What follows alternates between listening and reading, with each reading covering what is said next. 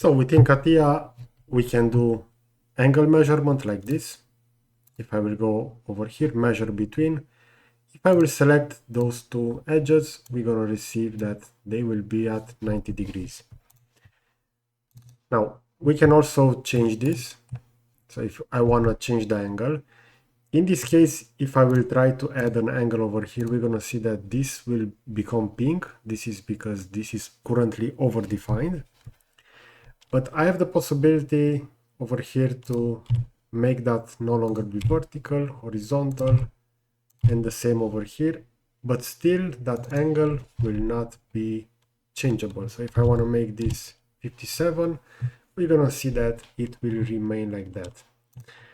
This is because we also have some values over here, as we can see. And when I define this rectangle, I made it symmetrical over here. So I will just select everything, delete it, and I will create a new rectangle, which will be this one. And we're going to see that if within the sketch tools, we're going to have the following elements selected. So automatic dimensional constraint. That will automatically add those values. So in this case, 68 and 66, if I will delete those, now I have the possibility to change that angle. Again, this will be 90 because we have the horizontal and vertical constraints. But now if I want to change this to 68, I can easily do that change.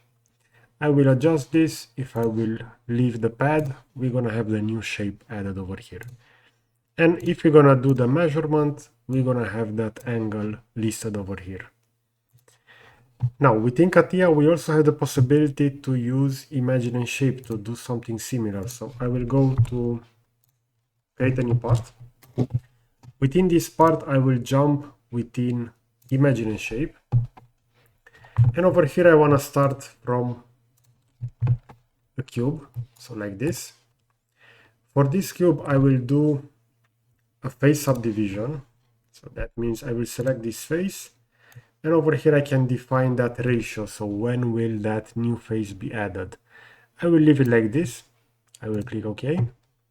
Afterwards, I want to have that extrude. Within CATIA, by default, everything will be rounded within this workbench, but we can change that. If I'm going to press space, I'm going to select everything, and we have the possibility to change the attraction over here. So I want this to be all the way to 100. And we have the following shape. We still have some rounded edges over here.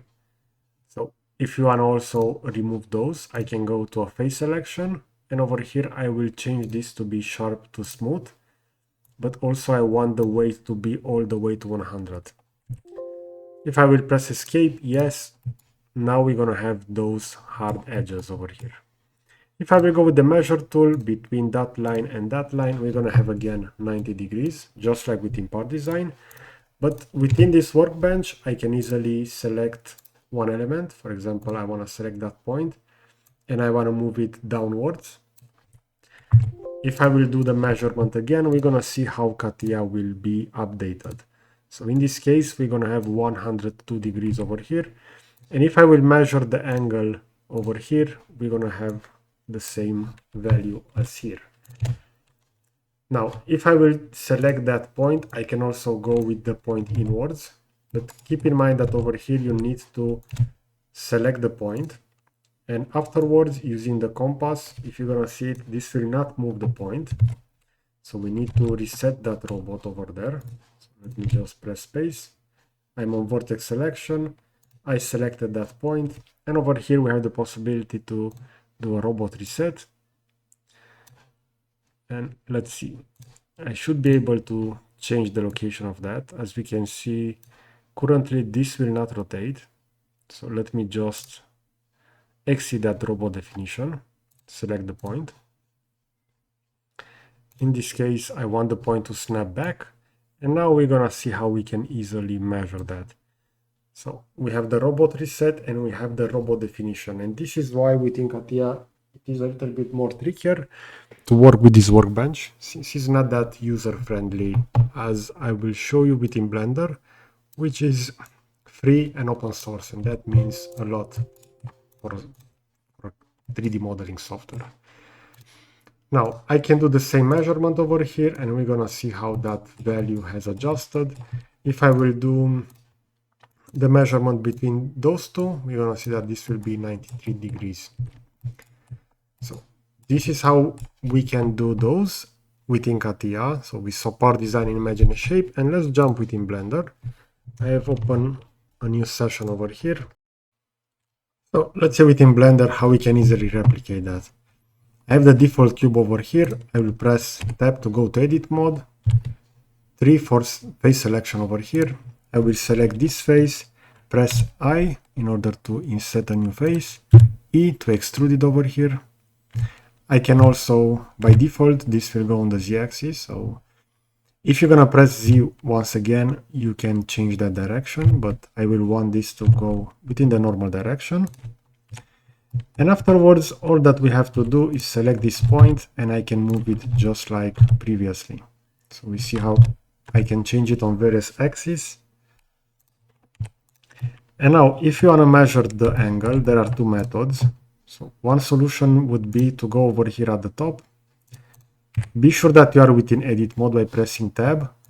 Afterwards, enable edge angle over here. And also face angle in this case. And we're gonna see, if I will select this, we're gonna see those angles. So we see 71 degrees. If I will select everything over here by pressing A, I will receive all the coordinates over here. So I will just remove that face angle. And keep in mind that this will automatically update in real time. So if I will select that point and move it, we see how those angles will change over here. I can also move it onto different directions, and we're gonna have those added.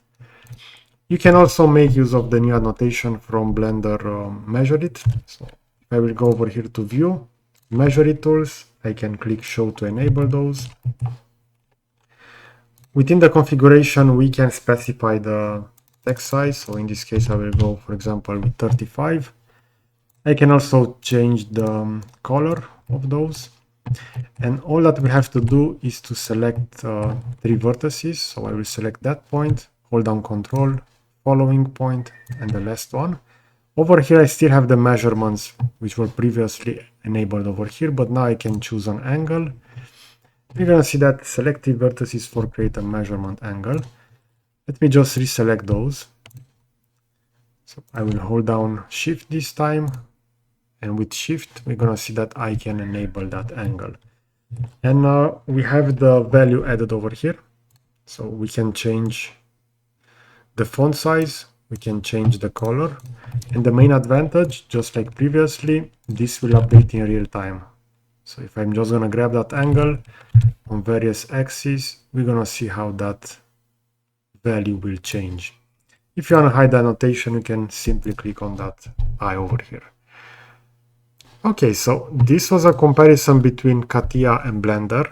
In my opinion, Blender offers a much easier functionality, especially when we compare this to Imagine and Shape, because we have the same tools over here, but they are not that user-friendly. Let me know in the comment section if you made use of Imagine and Shape within CATIA V5, or if you are familiar with this workbench, because there are not a lot of videos on YouTube regarding this. So I hope you enjoy this kind of content. I will also position a similar video on the left side and a subscribe button to the right. So that's it. Thanks for watching.